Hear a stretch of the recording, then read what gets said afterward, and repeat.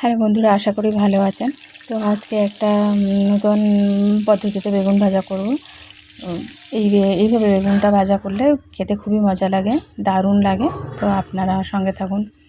আমি একটু লম্বা সাইজের বেগুন নিয়ে এইভাবে কেটে নিয়েছি, বেশি পাতলাও না আর বেশি মোটাও না, মিডিয়াম করে নিয়ে এইভাবে আমি ছুরি দিয়ে হালকা হাতে আড়াআড়িভাবে আমি এইভাবে কেটে নেব।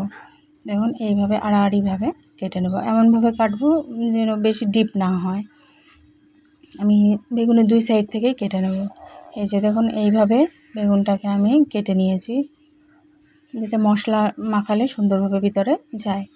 তো আমি এইভাবে সব বেগুনগুলোকে কেটে নিয়েছি। এবার একটা পাত্রে আমি বেগুনগুলো নিয়ে, বেগুনে প্রথমে আমি লবণ দিয়ে দিয়েছি। এবার হলুদ গুঁড়ো দেবো, হলুদ গুঁড়ো দিয়েছি। এবার একটু লঙ্কার গুঁড়ো দিয়ে দেবো। লঙ্কার গুঁড়ো দিয়ে এবার আমি এই বেগুনগুলোকে ভালোভাবে হাত দিয়ে মাখিয়ে নেব।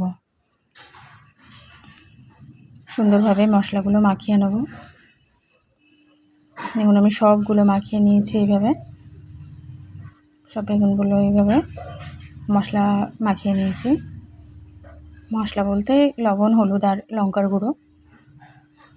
আর একটা প্যানে আমি তেল গরম করে বেগুনগুলোকে দিয়ে দেবো। এখানে আমি 2 পিস বেগুন দিয়ে দিয়েছি।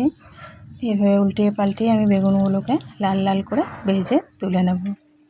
এইভাবে বেগুন ভাজলে কিন্তু বেগুনটা দারুণ লাগে খেতে। তো গরম গরম ভাতের সঙ্গে এইভাবে বেগুন ভাজা কিন্তু অসাধারণ লাগে। এটা সাদা ভাতের সঙ্গেও ভালো লাগবে, আর খিচুড়ির সঙ্গে তো কোনো কথাই হবে না। আপনারা অবশ্যই ট্রাই করবেন, কেমন লাগলো জানাবেন।